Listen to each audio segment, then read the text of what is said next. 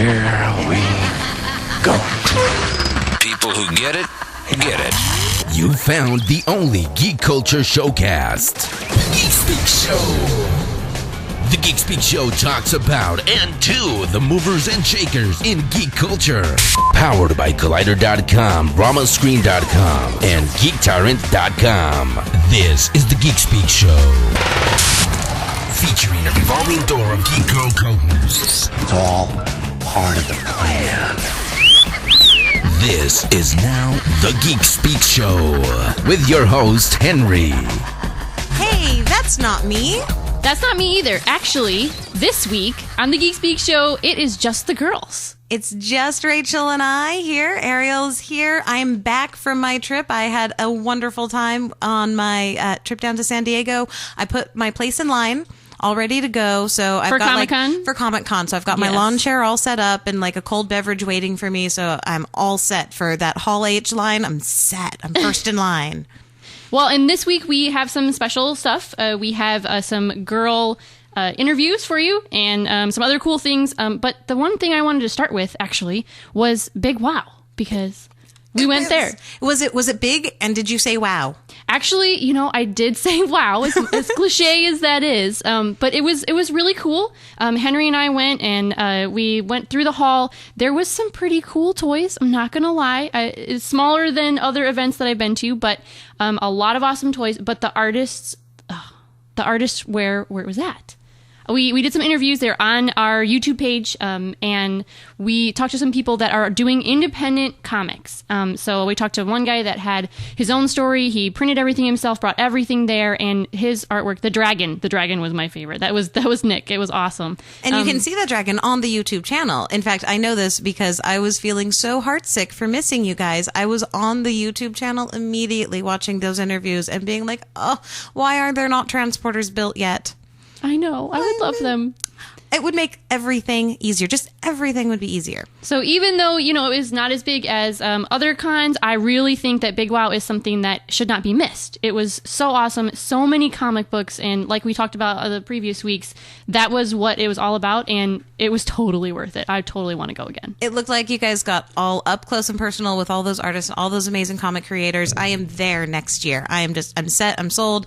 Got my ticket, ready to go. That'll be where my lawn chair goes after I move it from Comic-Con. I'm just going to set it up ready for Big Wow next year. Right. So for all you guys, don't miss it next year. It was definitely awesome. Big Wow Comic Fest was legit. Sweet.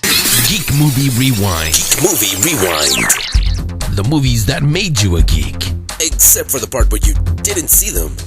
Here's the Geek Speak Show's resident movie geek, Louise Ducray. Hello, Louise here, the Geek Speak Show's newest correspondent and resident movie geek. I will be bringing you a semi-regular feature based on wonderful movies that I love that I want you to see. You know, the ones where when you find out somebody hasn't seen it, you say, what do you mean you haven't seen this movie? The films that have enriched your life and you just want people to see them and understand. I will be doing a brief synopsis and explanation on how you should be watching wonderful films such as Blade Runner, David Lynch's Dune, Layer Cake, Primer, or Dark City. But I seem to find myself completely unable to talk about any of these movies lately, even though I love them.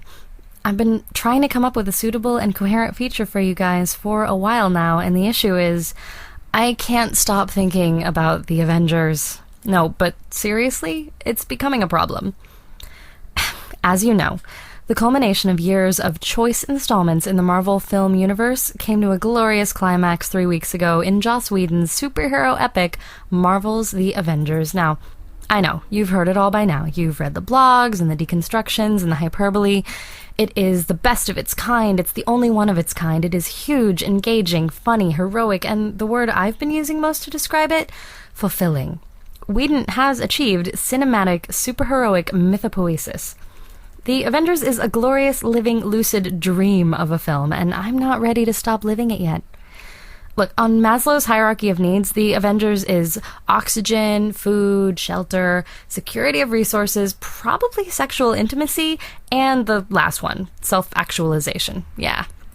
I mean, pretty much the entirety of my life right now, is having just seen The Avengers, being most likely about to watch The Avengers, and looking up photographs and GIFs on Tumblr.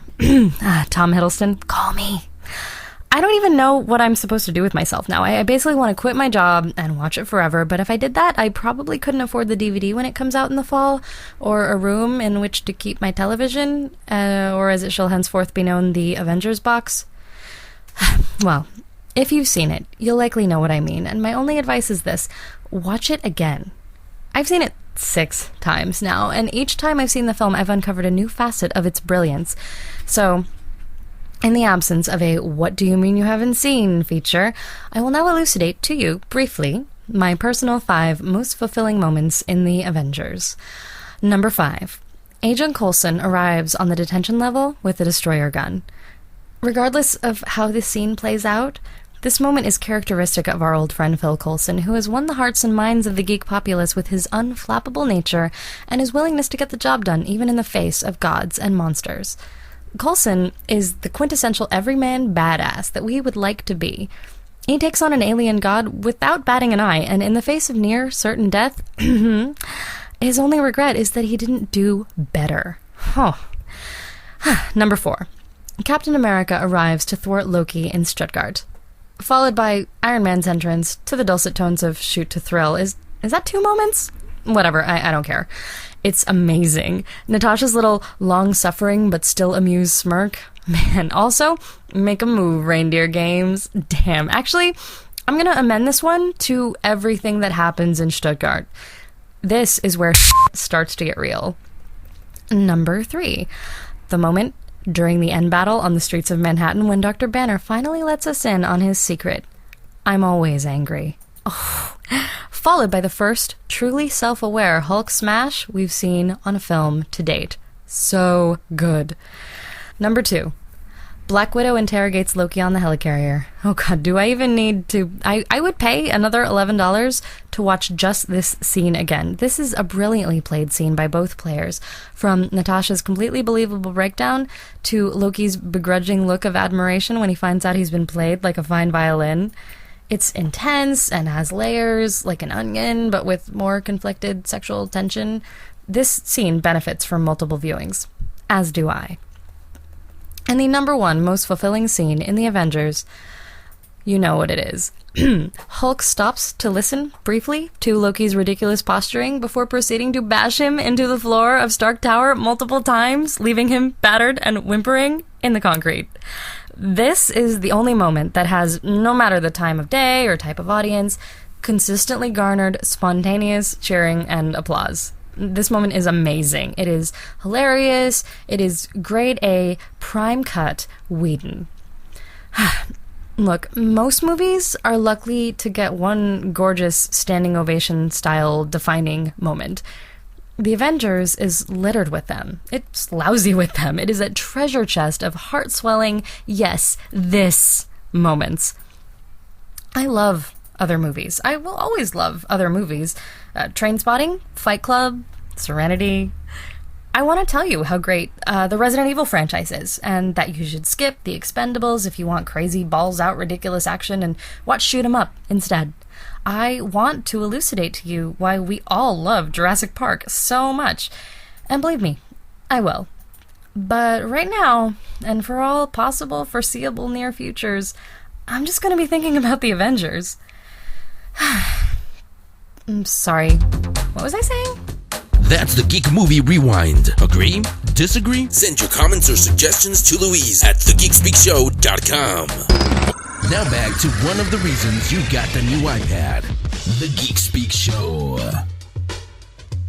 And the reason you'll get the next iPad, I would think. The reason you'll keep buying Apple products. Yes. Well, there's more reasons, but there you go. One right here. And this week, it's the Geek Girls only show. So me and Areielle are here by ourselves, taking over the studio. We've completely banned Henry from the area. It is just us ladies taking over for the day. It's kind of cool, I'm not going to lie. I've enjoyed it. So we have a special guest on this week for you guys. Her name is Consetta Parker. She is a media marketing manager at Rancho Obi-Wan, which obviously I love, and owns her own company, Parker Publicity. So we've got her on to say hi to you guys. Hi, Consetta. Hello! Thank you so much for having me on Geek Girls Unite. Yes. So we are very excited to hear we'll start with this. So people that don't know, tell us about Rancho Obi-Wan. Oh my goodness, where do I start? Rancho Obi-Wan really is, I think, the mecca for any Star Wars fan. Steve Sansweet, who a lot of people know, he was the fan ambassador for Lucasfilm for many years, really became the voice of the fans, and he's been collecting Star Wars items for 35 years. He is a fan, like any Star Wars fan, hardcore, and it started with simply collecting things here and there, even before the movie the original Star Wars came out, May 25th, 1977.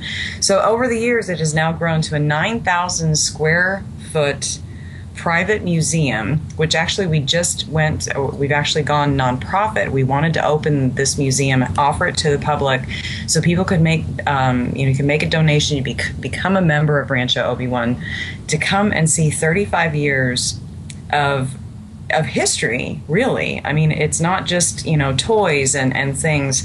It is history of Star Wars, 35 years, things from all over the world, including all of the fabulous toys, but, fan-made items and props and replicas and things that Lucasfilm has provided, because they don't have any place to put it, including the floats from the Rose Bowl parade when George Lucas was the Grand Marshal. And they had, all the amazing Star Wars floats. And, we have those at Rancho Obi-Wan. Just lying around? They're just out in the backyard. Whatever, no big. Yeah, you want to come to the back barn and check it out. So it's an experience above all others, whether you're just a fan of the movies or really die hard. And even if you don't know that much about Star Wars, just the experience of... Because, Star Wars is so much of our culture. Yes. And everybody knows who Darth Vader is, or Let the Wookiee Win, or R2-D2. I mean, it's had such a profound effect on who we are as a culture. And so to walk through and really see how Star Wars has affected the world and people of all generations and nationalities is really... for me, obviously, I'm a diehard fan. It's also very emotional. But it's really exciting, and to be a part of that and to be able to help Steve with his vision and help spread the word about Rancho Obi-Wan, so people know, yes, you can come. Because most people want to go to Skywalker Ranch, and you can't just go to Skywalker Ranch. No, I've tried. They've actually, my picture might be up with security. I don't know, but. It's true. You can't just walk on. Right. Although it is fabulous, and it is where I met my stormtrooper husband, but that's a whole thing. It's really cute. The pictures are adorable. I do love that. But so Rancho Obi-Wan is for the fans. It's for us. And we want to make sure that the history that's here stays alive for generations to come. There's so much there, and it's like, this would be such a shame to lose this, or what's going to happen to it. And so for people years to come and see how Star Wars changed the world, basically, you can come and experience Rancho Obi-Wan. And it's in beautiful Northern California, and in Petaluma, you'd never find it. We are so well hidden away. And it truly is an awesome experience. And every time I'm there, I still get, there's always something new to see. We have hundreds of thousands of items from all over the world. And it's, and Steve gives the private tour, and he knows there's a story with everything. And again, he's a fan like the rest of us. So it's a really joyful experience. And not only for a tour, but if you wanted to have a private party or a birthday party or a special event, wouldn't it be awesome to do it at Rancho Obi-Wan? It so would. It would absolutely be worth finding you guys down in Petaluma. But for you now, what is your favorite part of being the media marketing manager at Rancho Obi-Wan? Really, I know this will probably. No, it's not. Maybe it'll sound stupid, but I don't know. Having been, my life changed in 1977 when I saw Star Wars. I was 6 years old. And so, making all the, your wishes when you were little, it's like, and I had my imaginary Wookiee friend, and I've always loved it. And a lot of my philosophy and major life decisions have really been based on Star Wars. I can ramble. I can totally relate. I can absolutely relate with the way that fandom just takes over your life.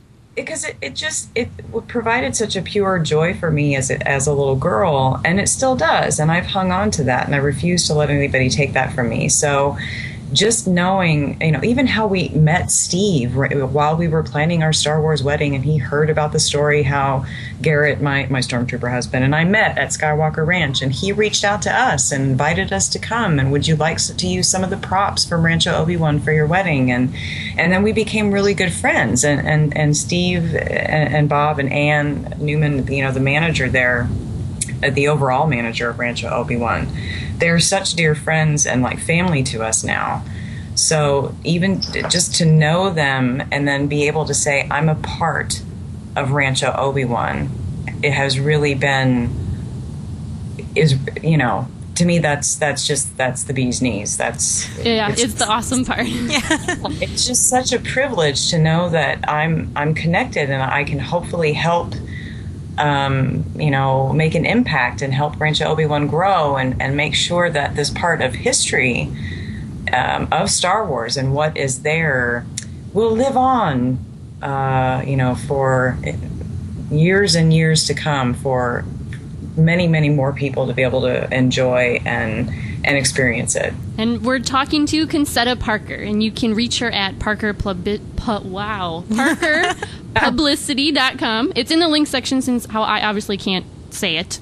And so is the website for Rancho Obi-Wan. And so one thing to go back to what you were saying, Consetta, what did people get when they purchase the new membership kit that is on the Rancho Obi-Wan website?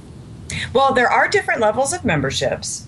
And when you go to RanchoObi-Wan.org, you can see, that there's several different levels. And then what you get is, we actually, for the charter member year, we have, an exclusive Rancho Obi-Wan patch that you can actually see on the website. So you get the welcome letter from Steve and this, exclusive, it's like a 4-inch square patch, because we know that they have the patch collectors. Yes. Traders. And Steve is a huge patch trader, so it was like this would be perfect. You get your a charter membership card. It's personalized. It is signed by Steve. But there's, so we have the initiate level, and then you have your apprentice level, which includes the above items as well as your Rancho Obi-Wan t-shirt and discounts towards different tour level memberships. And so, we tried it because we know that, part of being, a fan is, you collect things and things that you can't get anywhere else. Right. So that we wanted to provide something that is, you can't just go down to Target and pick one of these up. These are exclusive items. They're very special. Means a great deal to Steve being involved in, picking out what kind of image do you select for Rancho Obi-Wan and the different artists that we've worked with. And of course we have the Rancho Obi-Wan general store that is within the walls of Rancho, and you can only get the items there if you come and visit. We do have the online store where you can purchase all of Steve's books, and he will personalize things for you. But the actual Rancho Obi-Wan t-shirts and mugs and bags and patches that we have can only be purchased on site. Hint, hint, hint, hint. So go visit. Go to Petaluma. Yes. And it's beautiful there. There is a lot to see. We're up in wine country, so people, of course, they're planning trips, and then they, you can go to San Francisco and then come to Petaluma, come to wine country. There are very nice bed and breakfasts and hotels and things to stay in the area, and I love it. I love it in Petaluma. I love it there. And you have also, besides this job, you have your own company, Parker Publicity. Yes. Thank you. And what kind of clients do you normally look to work with for your own company? It was one of those that I was a studio and entertainment publicist for several years, and I worked with a lot of the major motion picture studios. I wanted to work in film because Star Wars inspired me, and I wanted to know how movie magic was made. So different things happened and random doors opened, so I ended up in entertainment publicity and promotions. And, I could ramble on for days of all, the stories and just awesome things. But, the moment that I got the call to work at Skywalker Ranch, that was the dream come true. So I've met a lot of people, and I really found that personally, my passion is with entertainment publicity and promotions, and especially with kind of the sci-fi geek angle.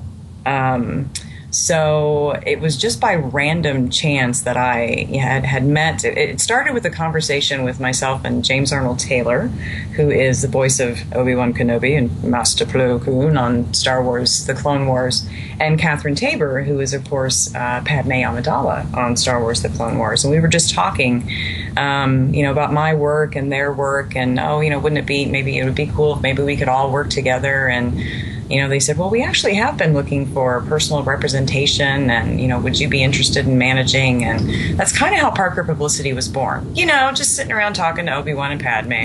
Like you do. Like, any other day. It just happened. And I was like, yeah, why don't I have my own thing? Let's do it. So it started there, and then through Star, it's not just a Star Wars publicity company. That's just kind of how it happened. And then, I've had the honor of meeting J.C. Reifenberg, writer and director for Hughes the Force. And Catherine and James both had cameos as their Star Wars characters in this fan film. So then I worked with them for Hughes the Force. And I have a huge love for animals, and Catherine Tabor is a huge animal advocate, and I have a background in Humane Society work as well. So we've been working on projects with the Humane Society of the United States and Arm the Animals, which is a great company that makes all these really fun T-shirts, and all proceeds, that they get from, if anybody buys anything, they then donate to various animal organizations. And then I, recently started working with author and journalist Brian Young, who was awesome. He's the CEO and founder of Big Shiny Robot, and he has a new book coming out, Operation Montauk. And so it's just expanding into all these other awesome geek avenues. Yeah, it is, because we're all, there was a time when, I got teased as a little kid, and I know, especially a little girl, you neat nerd and a geek, and, I didn't play with dolls, I had my action figures, and with the wonders of social media and Comic-Con and various conventions, and you realize we're not alone. And you can really, the connections and wonderful people that I've met, and including you guys, like, how else does that happen besides that we all have the commonality of that we love and are passionate about, whether it's Star Wars, Star Trek, music, illustrate, artists. There's so many things, and that it's okay to be excited about it. And how can we all help each other and have each other's backs? It's really the story that I keep hearing from so many of our guests, where it's their passion turns into their career, and it's just because it becomes so much a part of who they are, they have to express it and they have to pursue it. And it's almost like when you put that sort of energy and that commitment out into the world, it comes back at you, and it just joins back in. It really does. I'm a firm believer in that. Just don't stop believing. No, never. You can't. Because there's so many negative things, and people complain, and it's easy to kind of get bogged down in the daily crap that can happen. But when you really stop and think about it, life is good, and the energy that you put out really does come back to you. And I made wishes. All my birthday wishes since I was 6 were Star Wars related, and mine too. Speaking of, actually, this is a great one. So for people like me that have actually been to see your personal collection, you have a very interesting geek wedding cake. Yes. Which one? the best Star Wars wedding cake in the Star Wars Insider in 2005. Just saying. Congratulations. One of the things that we wanted, my trooper and I, was a Star Destroyer wedding cake. And we had one, and we still have it because it was like the top part was cake. So when after the wedding, we filled it in, and then it's been preserved, so it lights up. But it's this, like 2-foot Imperial Star Destroyer, and I mean, even how we randomly found someone that would be able to do it, and it was a geek girl that has, her own cake company and was a huge Battlestar Galactica fan. And nice. And you have a cake that lit up? Wait, go back to where your wedding cake lit up? Yes. What? Batteries included. So, the whole back lit up blue, so you could kind of, recreate that whole opening scene from Star Wars. Oh, my goodness. It's That's amazing. Yeah. And we've been talking to Consetta Parker, media marketing manager at Rancho Obi-Wan, owner of Parker Publicity, and you can take a look in our link section and find all the websites there and everything. And Consetta, it's been so great talking to you. Thank you for sharing all of these stories and awesome information with us. It's Thank been wonderful. you so much. You guys are awesome. I really appreciate you having me. And of course, may the force be with you. And may the force be with you. We interrupt this program to bring you important news. Now you'll be able to watch us Speaking Geek, the Geek Speak Video Show. Coming soon to youtube.com/GeekSpeakVideos. Subscribe now. And now, ladies and gentlemen, for our next attraction... Comics Commentary with David Lee on the Geek Speak Show.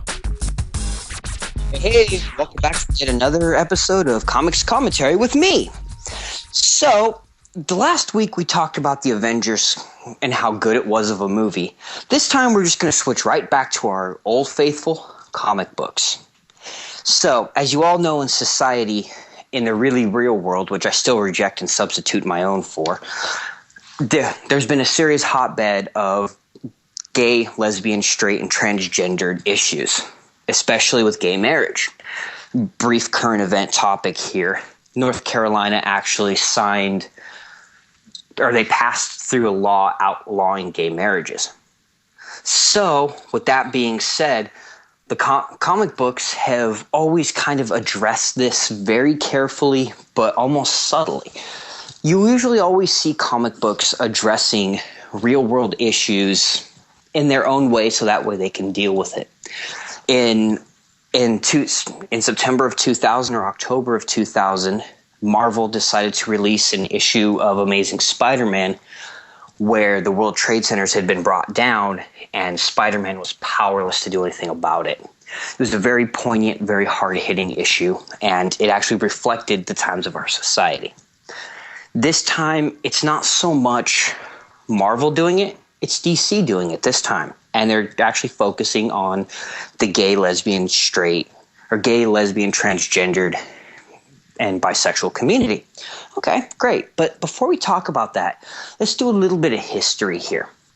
There's always actually been some sort of gay or lesbian character in the comic books. In recent history, the ones I can think of the most is Renee Montoya. In the earlier comics, it wasn't really announced, but it was kind of undersaid that she was swinging that way. And then there was a point in the comic where she came out as a lesbian character. In my opinion, it was a great thing to do. It actually gave lesbians a chance to come in, read the comics, and identify with a character who was hard-hitting. She had a very powerful role within the Batman mythologies, and she was also a relatable character. And then, let's see, who else did they have? My brain's actually kind of blanking on any other gay or lesbian characters, but I know that, yes, Billy Kaplan, a.k.a. Wiccan from Marvel Comics, the group The Young Avengers. Billy Kaplan is actually a gay character, and he's actually a very well-written character. I've always enjoyed him, and I've actually never had a problem with that character being gay. It doesn't matter. Comic book's a comic book. However, not to be outgunned or left in the dust, DC Comics, or I should say DC Entertainment, has come out in the news and said in the coming weeks, a very, very prominent DC character is going to change their sexual orientation from straight to gay. Cue a whole bunch of speculation. Oh my God, it's Batman, it's Robin, it's Superman, it's Wonder Woman. Who cares? Who really cares, guys? It's a comic book, and I for one think it's pretty badass that DC's doing this with a prominent character. Now, there are some drawbacks, a little bit of issues with it. It does kind of show in the comics that, or it kind of puts out the image in the comics that you can choose to be gay or straight, and that is a serious hotbed in today's topics. Me, my personal opinion, speaking for nobody else, I actually think you're born a certain way. You know, you may not realize it, but if you're born gay, you're born lesbian, transgendered, whatever, it's just who you are. I'm not entirely certain I can dig getting behind the whole thing of, oh, it's a choice now in DC Comics, but whatever. Part of me was kind of hoping that they would actually go through and make a brand new character from the ground up and have them come into prominence as a same-sex character. But you know what? I actually kind of like having the prominent character turn. It's going to be very interesting to see, and what the hell kind of retcon they're going to have to do to try to figure out how to make this supposed switch work. What do you guys think of it? You know, hit me up on Facebook, hit me up at my email, davidlee@thegeekspeakshow.com. With this topic, I really, really encourage you guys. Tell me what you think about this. Do you think it's cool that they're doing it? Are you against it? Do you think I'm a stark raving lunatic for being for it? Hit me up at those points. And until next time, this has been David Lee with Comics Commentary. I'll see you guys in 7 days at the Comic Rack. Now back to the Geek Speak Show. We are here. Rachel and I are very excited. We are. Having a great time, just getting our lady groove on. And to join us right now in that pursuit, we have Team Unicorn. Right now, we have Claire Grant, Michelle Boyd, and Ryla Vanderbilt here. Welcome, ladies. Hi. Hey. Hi. Thanks for having us. We're so excited to have you here on the show. And I want to go ahead and just give you guys a chance to introduce yourselves and introduce Team Unicorn to our listening audience. I'm Areielle Vanderbilt. You guys can go ahead. I'm Michelle Boyd. Hi. I'm Claire Grant. Claire's very echoey today. Well, we did have some like little... We had some technical snafus, but we are all set now. Now, let's get started. Why did you guys start Team Unicorn? What inspired you to come together and start producing such amazing videos? Well, we needed a band name. Yeah, it was actually a happy accident. Mylin and Michelle were at the beach, and Mylin came up with the idea to parody Katy Perry's Geek and Gamer Girls, and then she and Michelle fleshed out the original lyrics, and then Riley and I helped tweak them. And then when we knew that we needed to come up with like a fake band name for our parody music video, Team Unicorn seemed like the obvious choice. And then when people liked the video so much, we had so many other ideas, we just decided to keep going with it. Where do you guys draw your inspiration for the video? So you had your one like flash in the pan, but brilliant moment, but you've continued on. You've created the not only the Geek and Gamer Girls videos, but you've got your Alien Beach Crashers and these other videos. Where do you find your inspiration? Our Everywhere brains. Culture. Yeah, what's really great is when the four of us get together, it's like we're just like little idea makers. I think we like kind of all grab stuff from each other, and it's just really motivating to be in a group of girls and women who all kind of like the same things that you like. Well, and so speaking of same things that we like, our listeners know that I am a huge Star Wars fan, and on May 4th, which is Star Wars Day, of course, to all of us geeks, you guys debuted a Saber body wash video, and that already has 1.5 million views. So what do you have now that you had so many people like what you've done? What's up next? Well, first of all, that was actually just a project that Claire and I did. We actually started producing things with the first Saber back in 2008, I think. Is that right, Claire? I think so, yeah. I think it was 2008. But as far as Team Unicorn's concerned, we have we have a lot of irons in the fire right now. That's what I can say. I can't tell you too much. So any sneak peeks you can let slip just for us? Girls? It's just us girls here. You can tell us. It's okay. I mean, let's be honest. We have talked about the development deal at cons, so I don't think we're keeping it that exact thing a secret. Yeah. But there is a TV development deal going on right now with Team Unicorn and a television channel. Ooh, that's very exciting. So we'll get to see more of you ladies. That's hopefully in the near future. Yes. Yeah, for sure. And while we're developing the TV show, we're going to continue to put out more online content. Oh, good. Because seriously, like your guys' videos are so funny. And Thank you. And they're really an inspiration to me. I know I've just come in and I've started producing and being part of, producing this, helping on the show and creating my own content. And knowing that you girls are out there and doing this have been a real inspiration to me to help me like bring my voice out and feel like I can do it too. I can be a nerdy girl and put myself out there. So and get 1.5 million likes.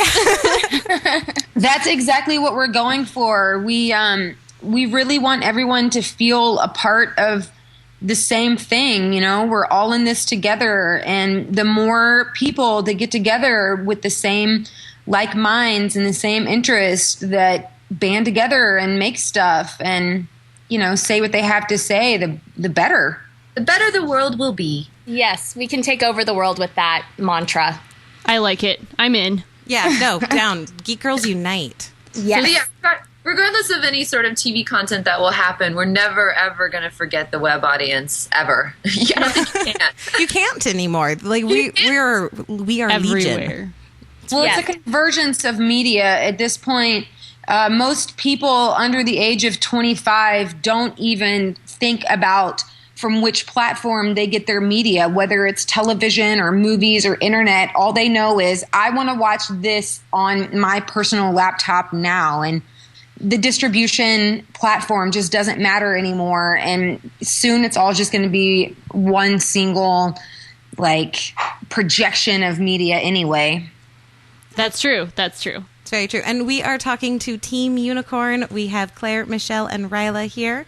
So really quick, ladies, who are your geek heroes? I want to hear from each of you. Who has inspired you over the years and what has made you so passionate?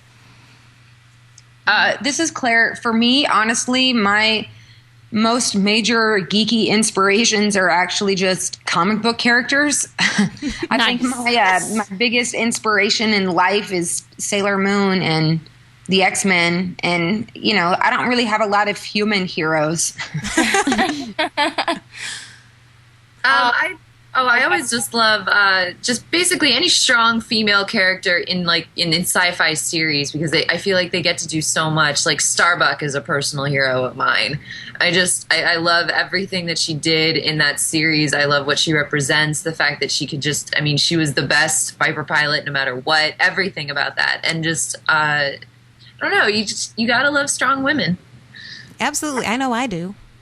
Yay. And go ahead. Yeah, I was just going to say, I grew up watching so many sci-fi and fantasy movies and adventure movies. Like Raiders of the Lost Ark is one of my all-time favorite movies. Indy, super huge hero of mine. But I really, really, really love Joss Whedon. I think he's so awesome and he's so intelligent. The way he writes women is just perfect. We have some fans of that here, actually. You do. I think Joss fans are everywhere at this moment in time with the Avengers coming out. So that's true. And speaking of your TV show stuff that's going to come up here, what TV show, past or present, would each of you most want to work on? Ooh. Buffy. That's so easy. Firefly. Yes. Oh God, it's so hard, you guys. There's so many good ones. You say Xena. Well, I mean, I kind of want to say Xena. Say Xena. Should I say Xena? There is no shame in saying Xena. Xena was like pivotal for me. I know, me too. I was on like the Xena chat boards like in 95, I think. It would be Xena. Ooh, you know what would be really good would be if Sequest came back. Oh, that would be so great. And then you could hang out with the animatronic dolphin. I know, Darwin. That would be good. That would be so great. All right. Well, you girls are you all going to be down at San Diego Comic-Con? I believe there are machinations and plans in the works. Yes. And in fact, you're going to be doing a signing at the California Browncoats table. I might have a little bit of information about that. Yes, we might be over there. You might be stopping by once or twice and hanging out with people. I believe that is the plan. Where else will people be able to find you ladies of Team Unicorn throughout the year coming up to Comic-Con? Oh, wow. Coming up to Comic-Con, or what do you mean? Well, like what other conventions? Do you have any other convention appearances planned? Anything else that you are doing where people can go out and meet you and see just how amazing unicorns are out in the wild? Michelle and Mylin are going to be at E3 this year, right? Yes, I believe we're right now looking at Tuesday. This is the day that we're both going to be there. There's yes, that day. That day, the one that ends in Y. That one, yes. Excellent. All right. Well, we are here. We are talking to Team Unicorn on the Geek Speak show. And we're just really glad that you guys came and were able to chat with us. And thank you so much for coming on. She's speechless. She doesn't even know. She's so excited. You guys don't see it when we meet at conventions because I'm very professional, but I really am like a squeeing fangirl on the inside when you guys are around. So are we. We're such fangirls too. I mean, for pretty much anything. I know the first couple times I met Joss, like, you know, you try to be cool, you try to talk normally, and then they turn away and they go do their own thing, and you turn back around and you go, oh my god! And your voice I become so socially awkward in front of people that I just adore. It's pretty embarrassing. That's okay. Yeah. We've all been there. Oh, we have so all been there. Yeah. But I can't wait for Comic-Con because it's so much fun to meet all of the fans in person. And I'm really glad that the Browncoats has offered us their booth as a little bit of a home base so that we can always kind of go back there and people can usually find us there at least once a day. Yeah, absolutely. And, you know, honestly, for the Browncoats, if the Geek and Gamer Girls can't be comfortable there, we're not doing our jobs right because that's all of us. I mean, seriously. All right. Well, thank you guys so much for coming on the show and chatting with us. I'll be seeing you down at San Diego Comic-Con, and we'll hopefully get a chance to talk to you further then. Yay! And our listeners can check out your website on our link page, so make sure you go there and watch their videos and like them. That's great. Thank you. Thank you, Team Unicorn. Thank you. Thank you, guys. Bye. It's time for the Geek Speak Show Book Club. Our books Or graphic novels. Tell us what your favorites are. Books at thegeekspeakshow.com. And it's my turn. Book Club. Got one for you guys this week from one of my friends, and I started reading it, and I'm totally in. So it's called The Name of the Wind by Patrick Rothfuss. And this one's about a younger guy, his journey to become the most notorious magician in the entire world. I know. It's really exciting. It's told all from the point of view of this young musician from when he's really young and he's traveling around with like a performance, almost like a circus act, but more traditional magician. It's really cool. And being an orphan and in this crime-filled city and how he gets around and still is able to be following a dream and all the way up until he goes to a school of magic. So it's pretty cool. It has all the aspects that we love, of course, but it's really cool to be reading it from his point of view. So I highly recommend it. I've just started into it, and it's awesome, and I know it's going to be one of my favorites. So The Name of the Wind is my pick for this week's book club. That sounds really great. I'll actually have to go check it out myself. Yeah. I have dug deep into the vault of my reading for this week's selection. I really wanted to find something that played with our lady theme. So I went back and I tried to remember who was the first female sci-fi author that I remember reading. Oh. And I remember for my 12th birthday, I was reading a lot of Piers Anthony, and my mom said, well, that's nice, but here, I'm going to give you some Ursula K. Le Guin books. And I read them and I said, oh, hey, science fiction can actually be really smart too. That's really amazing. So I'm going to recommend for all of you guys, if you haven't read it already, to go find The Left Hand of Darkness. It's an amazing book. It's seminal. If you haven't heard of it already, it's definitely one of those classic books. It talks about gender. It talks about this other world, but it's set in a really rich, complex world. You've got really interesting characters, and you get to watch this entire journey and the growth. And I tell you guys, it is a pivotal book. You should go and check it out if you haven't already. And it's called The Left Hand of Darkness by Ursula K. Le Guin, one of my favorite sci-fi authors ever. And that's it for this week's book club from the Geek Speak Show. Oh, yeah. That's the Geek Speak Show book club. Tell us what your favorite books or graphic novels are. Books at thegeekspeakshow.com. We interrupt this program to bring you important news. Now you'll be able to watch us Speaking Geek, the Geek Speak Video Show. Coming soon to youtube.com/geekspeakvideos. Subscribe now. Entertainment guaranteed and no data charges apply. The Geek Speak Show. And what a show we've had. Taken over by the ladies. Hope you guys still were interested in everything. We had some other things thrown in there. We heard from Consetta, Rancho Obi-Wan. How can you not love that? Heard from Team Unicorn. We also had, she's very excited. Areielle loves it. We also had the Geek Movie Rewind, the first one. So we will have more of those coming forward. And next week it is Return of the Henry. He will be back. You will, our dear Henry will return, and we can't even tell you what's going to be happening next week. It's too exciting. Our heads will explode, and then poor producer Kyle here will just have to clean up the mess, and nobody wants that. That's true. So next week, look out. Henry's back, and it's going to be an awesome show. We're not telling you why, but you're definitely going to want to listen. Oh, that's what we call a teaser, folks. See you next week. See you next week.